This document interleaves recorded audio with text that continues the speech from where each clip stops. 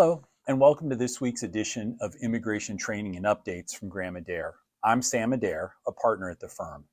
Today, we're going to be talking about the August 2023 Visa Bulletin. Let's go ahead and jump in. First, a little bit of background on the Visa Bulletin. The Visa Bulletin is a monthly publication by the U.S. Department of State that provides information on the availability of immigrant visas or green cards based on the priority date of the applicant's petition. The priority date is the date when the petition was filed with the USCIS or the Department of Labor. Every month, the Visa Bulletin is published and it lets individuals know when they are eligible to file their adjustment of status applications. There are a limited number of green cards that can be issued every year, and they are allocated based on country of birth and employment-based preference categories.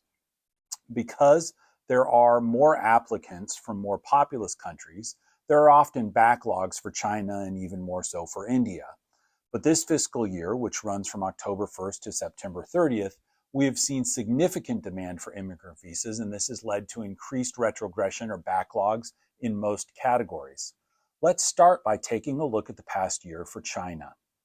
As you can see on this chart for EB3 China, there has been steady forward progress in priority dates throughout the year. There was a big move forward in September of 2022 to a priority date in April of 2018 from what had been February of 2012.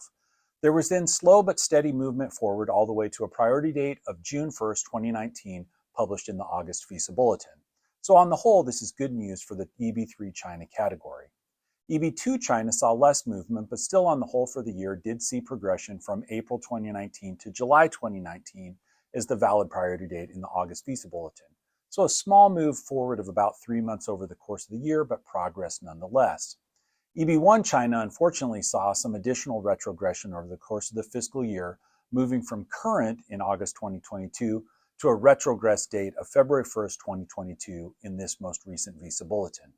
Moving on to India, we'll start with the EB1 category.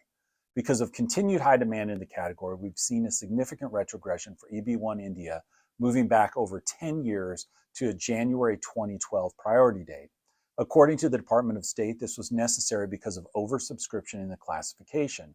However, the notes do indicate that it is likely we'll see a jump forward back to February 1st of 2022 in the October Visa Bulletin. India EB2 stayed the same in August with no significant changes. And finally, India EB3 category stayed the same, retrogressed back to January of 2009. For EB2 and EB3 India, it would appear that the Department of State does not see any applicants in the pipeline that are older than these dates. While we should expect some forward movement for these categories, it could be very slow progress at the start of the fiscal year. Finally, let's take a look at the worldwide categories that include all countries other than China and India. EB1 for all other countries continues to be current for the entirety of the year.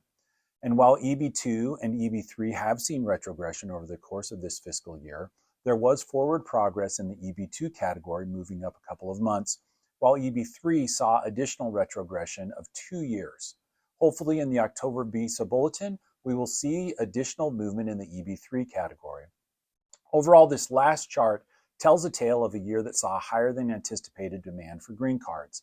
This demand has led to overall worldwide retrogression in EB2 and EB3 and steep moves backwards for India.